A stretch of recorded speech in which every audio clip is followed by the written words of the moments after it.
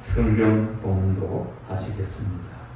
오늘 보실 성경 말씀은 신명기 16장 9절에서 12절까지입니다. 구약성경 287페이지입니다. 신명기 16장 9절에서 12절까지입니다.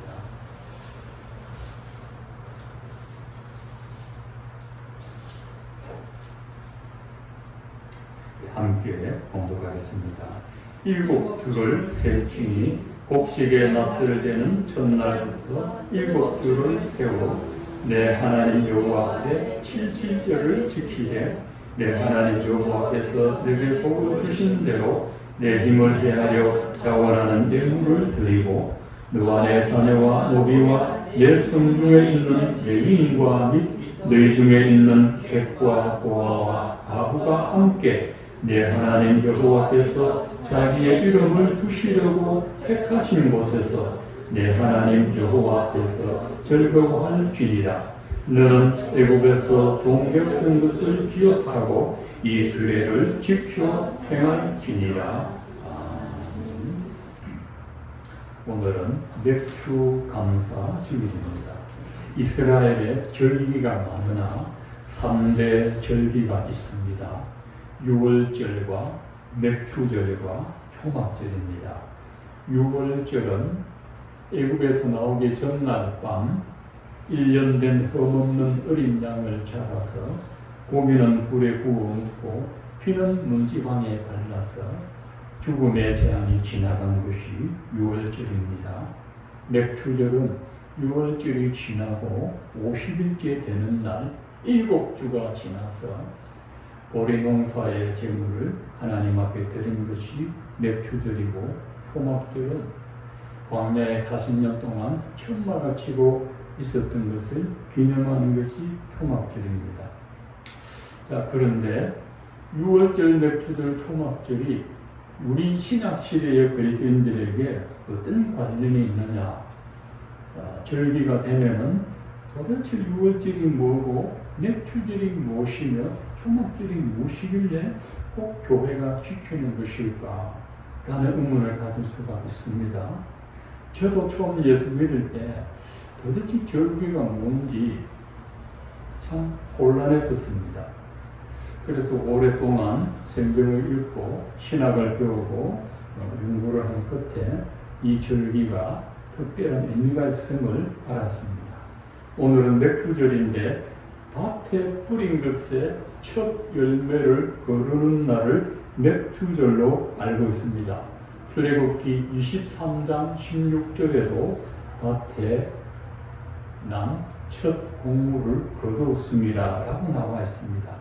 그런데 여러분이 성경을 좀 더 자세히 보시면 맥주절보다 그 앞에 곡식을 거둔 날이 또 나옵니다. 그래서 제 말씀을 잘 따라오셔야 혼란스럽지를 않습니다.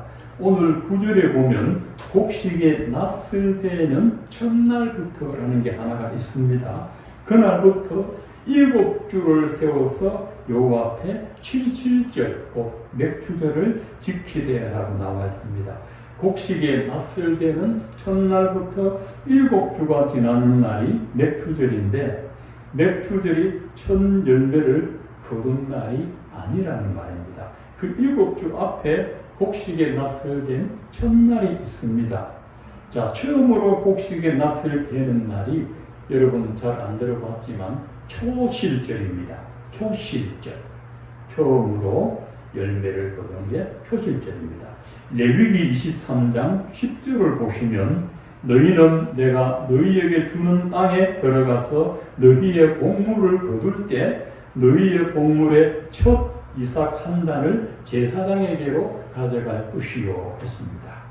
첫 곡물의 이삭, 이것이 초실절이고 두 번째 곡식의 낫을 대는 날이 맥주절인데 레위기 23장 15절을 보면 너희가 요제로 곡식단을 가져온 날부터 세워서 7 안식일의 수요를 채우고 7 안식일 이튿날까지 50일을 계수하여 새 소재를 여호와께 드리되 라고 했습니다. 첫 곡식을 드렸던 초실절부터 50일째 되는 날을 맥주절로 지켰다는 겁니다. 이 구약 절기가 왜 우리에게 이렇게 소중할까? 절기는 그리스도의 절기입니다. 그리스도의 구원사를 상징하는 절기입니다. 그래서 우리에게 소중합니다. 6월절은 예수님의 고난절입니다. 십자가에 달려 죽으신 날이 6월절입니다. 그러면 초실절은 6월절이 지난 3일째 되는 날, 즉 예수님의 부활절입니다. 예수님은 십자가에 달려 죽으셨다가 3일 만에 부활하셨는데 구약절기로 그날이 초실절입니다. 예수님이 부활하시고 나서 7주가 지나면은 맥주절인데 지금 우리 절기로는 성령 강림절입니다. 사도행전 2장 1절을 보면 오순절이 이미 이름에라고 했습니다. 자, 6월절이 지나고 10일이 5번 지나면 오순이라고 합니다. 그거를 오순절, 맥주절, 칠칠절이라고 부르는데 신약 성경에서는 성령 강림절입니다. 그래서 성경에는 맥주절과 성령 강림절이 같은 날짜로 나와 있습니다. 그런데 우리 교회는 성령 강림절은 5월 말에 지키고 맥주절은 7월 첫 주에 서로 다른 날로 지킵니다. 같은 절기인데 다른 날을 지키는 이유는 원래 그 날짜는 성령 강림절이 맥주절이 맞는데 6개월이 지나고 새로운 6개월을 시작한다는 시점을 맥주절로 잡아서 그렇습니다. 그래서 성경적으로는 이 날짜가 맞지 않는데 한국 교회가 오랫동안 관행으로 지켜와서 그냥 그대로 묻어두어서 그렇지 사실은 5월 마지막 주에 성령 강림절, 맥주절 지키는 것이 사실은 맞는 겁니다. 그렇게 아시고 맥주절을 이제 어떻게 지켜야 하느냐? 첫 번째는 하나님이 우리에게 복을 주신 대로 감사하라 하셨습니다. 신명기 16장 10절을 보면 너희 하나님 여호와께서 너에게 복을 주신 대로 너의 힘을 헤아려 자원하는 예물을 드리고 라고 나와 있습니다. 하나님 우리에게 어떤 복을 주셨느냐? 오늘 절기를 보면 두 가지 복을 주셨는데 첫째는 우리가 하나님의 은혜로 구원을 받았습니다. 6월절 어린 양 그리스도 때문에 우리는 속죄의 은혜를 입었고 또 초실절에 부활하신 그리스도 때문에 새 생명, 영적인 생명 구원을 얻었습니다. 예수님의 죽으심 때문에 속죄를 받았고 예수님의 부활하심 때문에 우리는 영원한 생명을 얻었습니다. 이 은혜를 우리가 감사드리는 겁니다. 두 번째는 성령을 선물로 주신 은혜를 우리가 감사드립니다. 6월절 어린 양 그리스도의 은혜로 우리가 구원을 받았지만 또 성령을 선물로 주신 은혜도 우리가 같이 감사드립니다. 맥주절은 곧 성령 강림절인데 이 절기를 지키는 이유는 그리스도를 통하여 믿음으로 구속을 받은 자에게 성령을 선물로 주신 이유가 무엇이냐 하면 예수를 믿음으로 구속함을 받았다는 것을 확정해 주는 것이 성령입니다. 에베소서 1장 13절에 보면 제가 번역이 잘 된 성경을 읽어드리겠습니다. 여러분도 그리스도 안에서 진리의 말씀 곧 여러분의 구원하는 복음을 듣고 그리스도를 믿었으므로 약속하신 성령의 날인을 받았습니다. 아주 번역이 잘 됐습니다. 예수님의 복음을 듣고 믿었는데 그거를 보증해 주는 것이 성령의 날인입니다. 어떤 계약서를 적었는데 마지막 날인이 소중합니다. 이 날인이 없으면은 이 서류는 공인받을 수가 없는 거죠. 그런데 이 날인도 성령의 날인을 받아야 되지 가짜 날인을 받으면 안 되죠. 성령의 본인의 날을 받아야 되죠. 그래서 하나님의 영으로 날인을 받는 것이 이 성령 감는절, 맥주절, 성령이라는 거죠. 고린도후서 1장 12절에도 하나님께서는 우리를 자기의 것이라는 표로 인을 치시고 그 보정으로 우리 마음에 성령을 주셨습니다. 6월절 어린 양 그리스도로 구원을 받았다는 것을 확정하는 것이 맥주절, 성령 감는절의 성령으로 날인을 주는 것입니다. 그래서 여러분이 예수님의 복음을 듣고 믿어서 죄사함을 받았으면 그 후에는 하나님의 약속한 성령의 날인을 여러분의 심령에 받습니다. 이사야 43장에 보면 너는 내 것이라 하는 겁니다. 너는 내 것이야.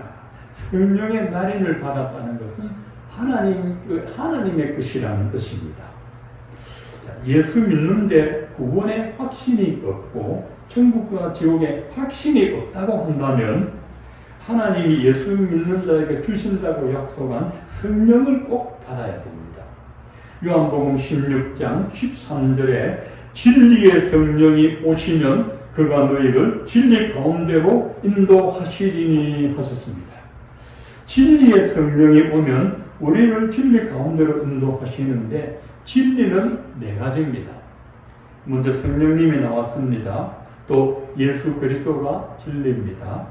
하나님 아버지가 진리이시고 하나님의 말씀이 진리입니다. 이 세상의 진리는 이 네 가지밖에 없습니다. 자, 성령 받으면 내 인격 안에서 그리스도를 확실히 믿게 되고 하나님 아버지를 믿게 되고 성령이 하나님의 말씀인 것도 믿으십니다. 그래서 맥주절이란 우리가 예수 그리스도를 믿음으로 제사함 받고 하나님 자녀가 되었다는 것을 확정해 주는 날입니다. 맥주절을 통해서 하나님에게 성령의 날인을 찍어서 내가 하나님의 자녀가 되었다. 그래서 진정한 맥주절은 성령과 함께 지키는 겁니다. 맥주절을 맞이해서 우리는 예수 그리스도로 말미암은 이 구속의 은혜를 감사하고 우리가 받은 구속을 확실하게 증언해 주시는 성령 주심을 우리가 감사해야 합니다.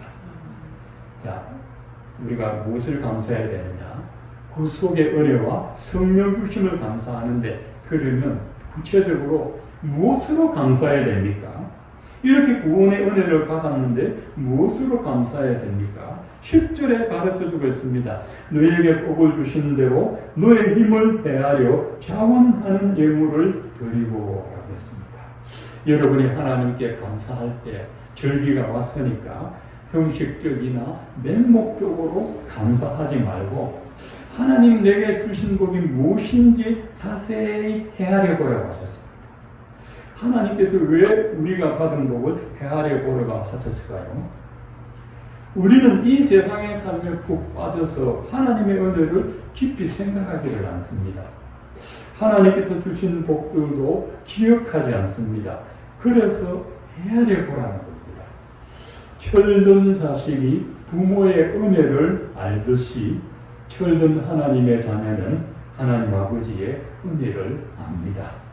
우리를 키워주신 육신의 부모에게 감사한다면 우리는 마땅히 우리 영의 아버지이신 하나님께도 감사드려야 할 줄로 믿습니다.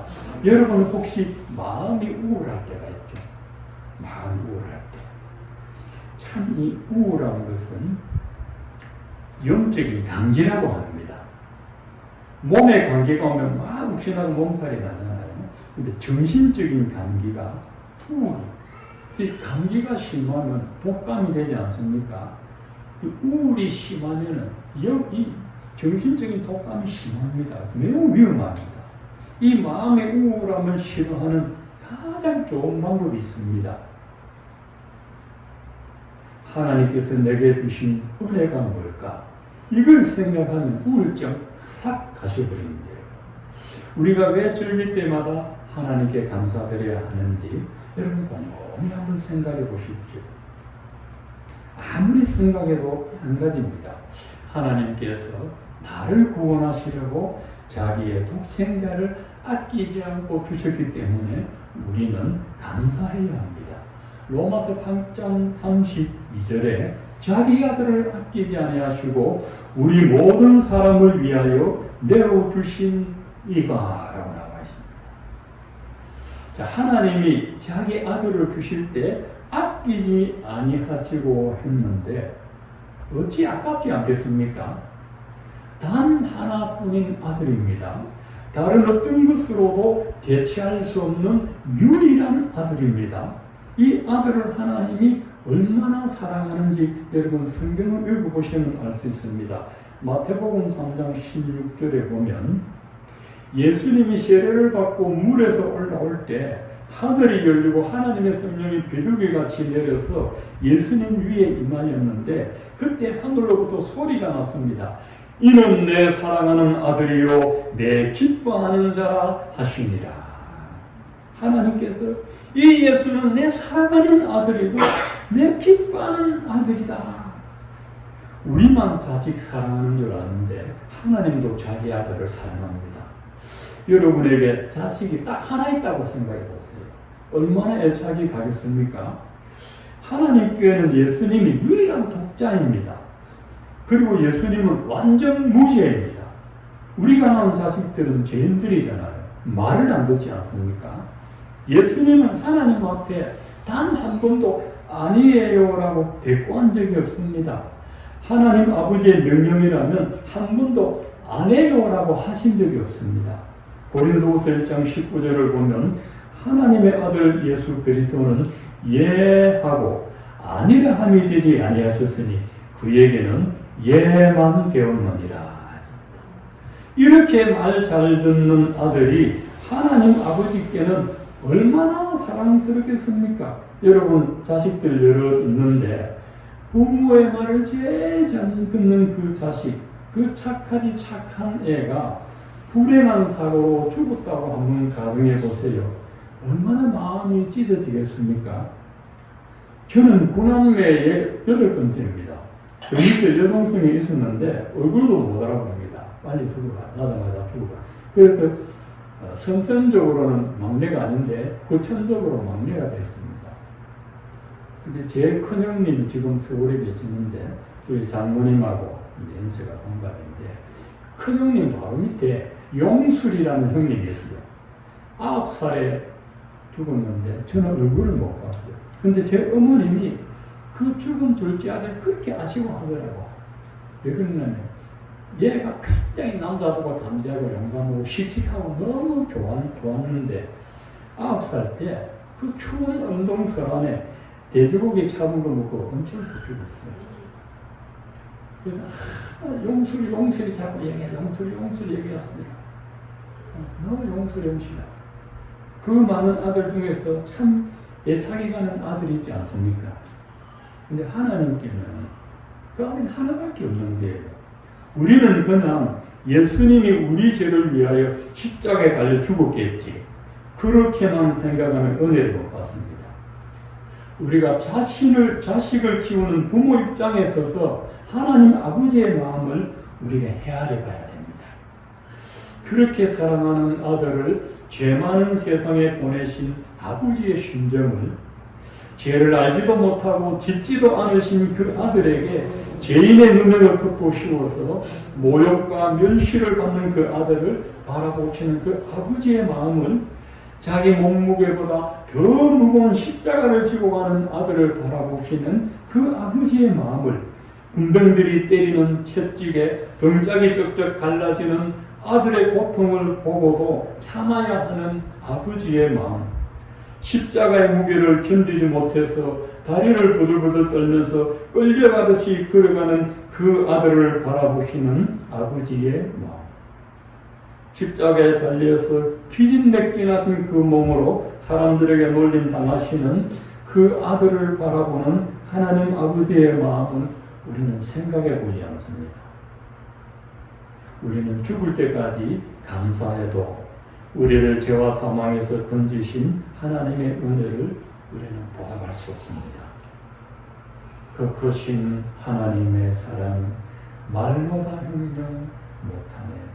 하늘을 두루마리 삼고 바다를 먹물 삼아도 그 크신 하나님의 사랑 다 기록할 수 없도다. 그런데 이 하나님 아버지의 그 큰 사랑을 무엇으로 보답하라고 하셨습니까? 너에게 복을 주신 대로 너의 힘을 헤아려 자원하는 예물을 드리고 라고 했습니다. 우주의 주인이신 하나님께서 무엇이 아쉬워서 우리를 보고 예물을 드리라 하셨을까? 여러분 잘 생각해 보아야 됩니다. 하나님께서 나를 구원하시려고 자기 아들을 선물로 주셨다면, 우리가 받은 구원을 보증해 주시려고 성령을 선물로 주셨으면은, 그리고 그 은혜가 정말 귀하다고 믿어진다면 내가 가진 가장 귀한 것으로 하나님께 감사드려야 하지 않겠느냐는 말씀입니다. 사람이 살아가는데 현실적으로 필요한 것이 뭐겠습니까? 돈입니다. 우리가 하나님께 드릴 수 있는 가장 귀한 보물이 돈입니다.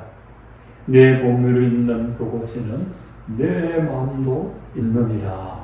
마태복음 6장 21절에 예수께서 말씀하셨습니다. 사람의 마음이 어디에 가 있습니까? 보물에 가 있습니다.